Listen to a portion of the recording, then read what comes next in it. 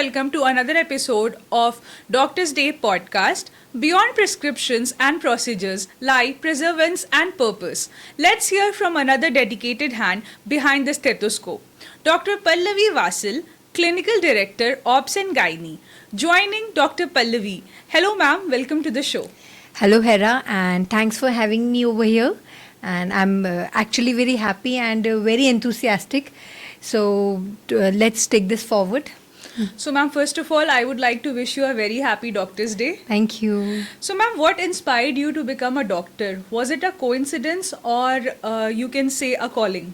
So my father is a surgeon. So I grew up watching him, seeing him, hearing his stories, doing different kind of surgeries and experiences. But what impacted me most was a couple of underprivileged patients. They used to come from my grandparents' place, from the village where they belong to. They used to come to my father in the city. And the patient used to get admitted at the hospital under my father, complete his treatment. And the family used to live at our outhouse. And I watched their adversities very closely at that time. And the smile on their faces when they used to leave after recovering well. So that struck me a lot, that it's not just a job, that you are just a 9 to 5 kind of job, you are doing something and going back home. So taking care of the patient and the family as well is equally important. And so as a whole, you are taking care of the complete society. And I thought I should also be doing this. And if I can bring smile on someone's face, relieve them from their pain, that would be the most satisfying thing which I could do in life.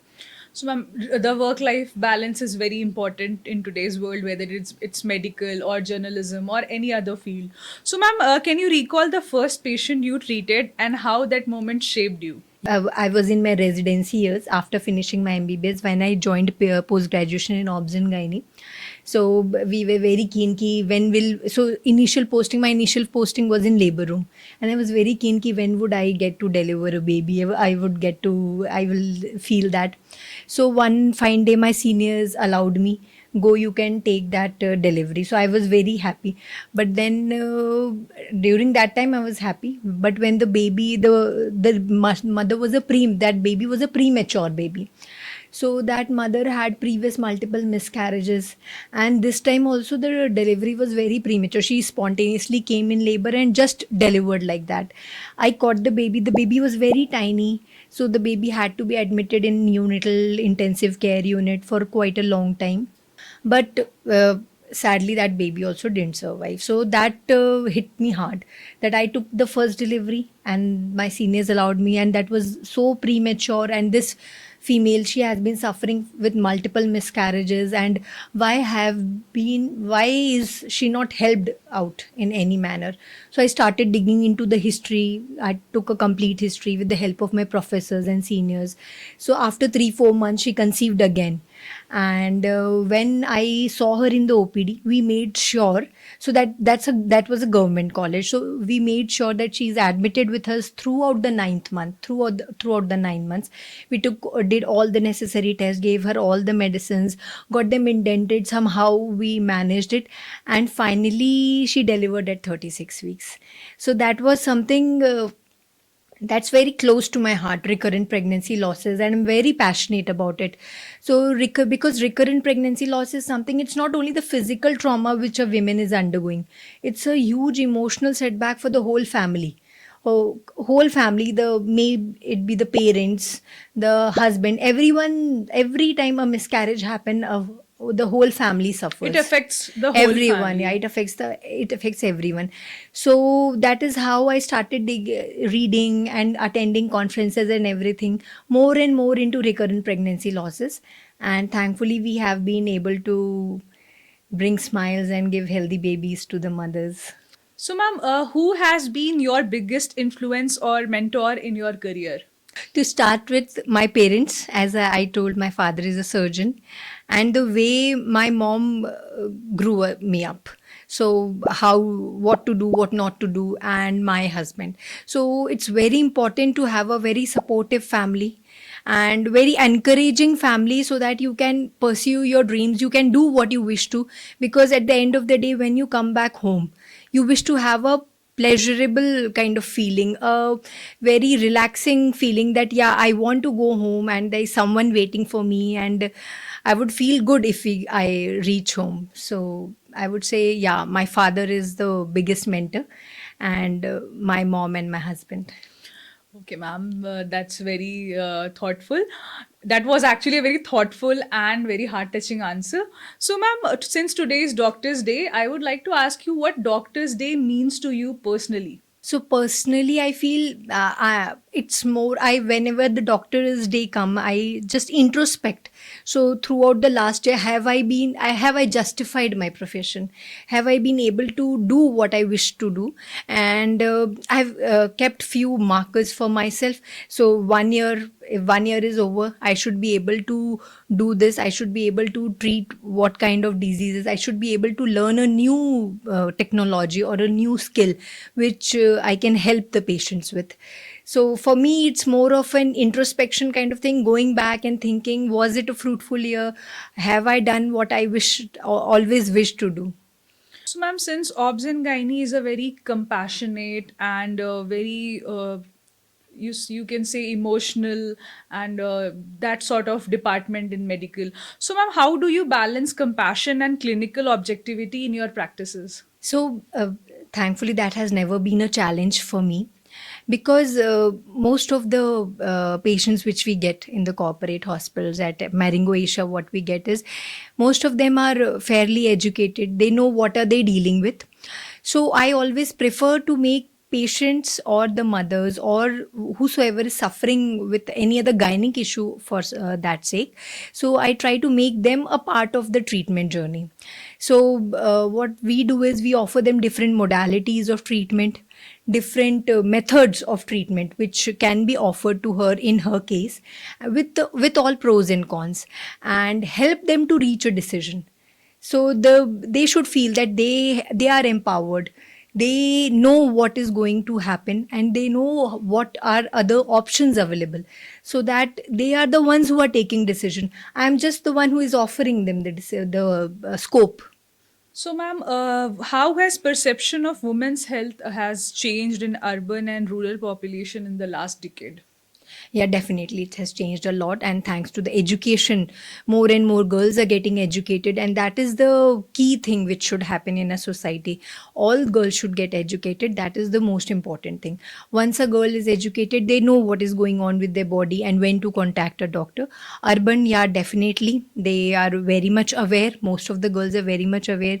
And if we talk about the young teens, they are very much aware that I might have PCOD, I should avoid eating junk and all those things.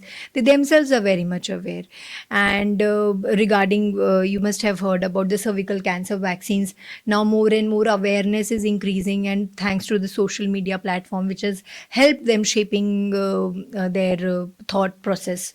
And regarding the rural, so women have always been an integral part of the family, but in the rural areas now they are all considered also. They have been, but they were never considered an important part. But now because the family, they are becoming more mature and educated, they are including, women has a voice in the rural area as well. I won't say not as much as in the urban, but yeah, definitely they have a say, they have a voice in the family. So that's helping the women a lot.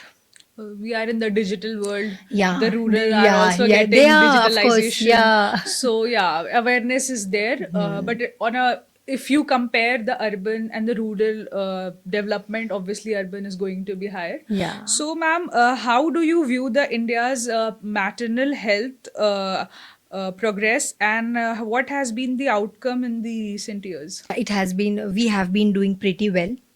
And there are many government run programs which have started, like there is something Janni Suraksha Yojana. So I did my post graduation back from Indore. So we had this Janni Suraksha Yojana over there, and whosoever women used to deliver at the institute, they were paid by the government. So that's a very great initiative. Women used to come for delivery to us. And then the Beti Bachao Beti Padhao, everyone is aware of it. So with all these collective measures, in India, we have been able to reduce the maternal mortality rate to 93 per lakh live births, which is lesser, quite less than the global standard, which is 197 per lakh live births. So we are progressing and we are moving ahead in the right direction. And of course, in the years to come, we'll reduce it further. So, ma'am, what are your thoughts on introducing menstrual health education since we were talking about awareness and education?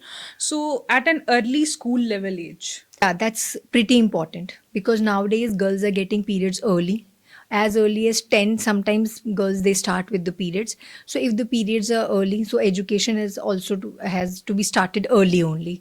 So giving them the correct information and telling them that if you are getting periods, that means you are healthy. It's not something to be embarrassed of or think like, oh, what wrong has gone with me.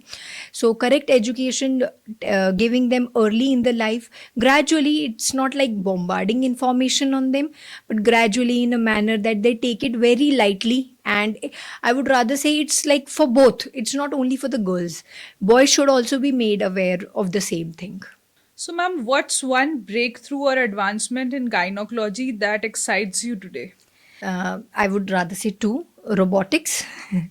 So we have been doing robotic surgery at Marengo Asia and we have been doing pretty well.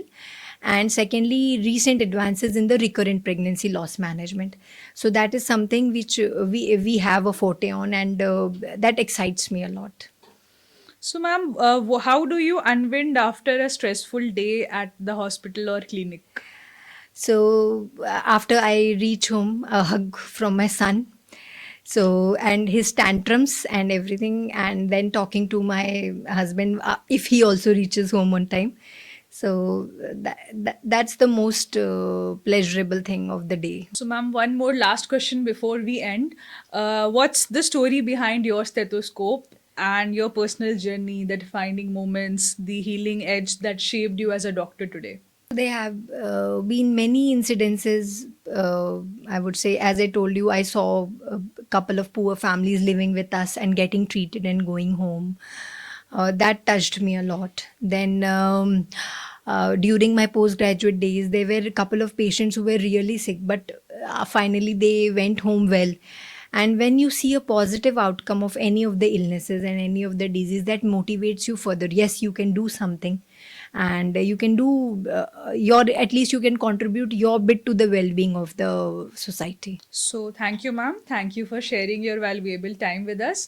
Thank you, viewers. Keep watching. Stay tuned for the next episode.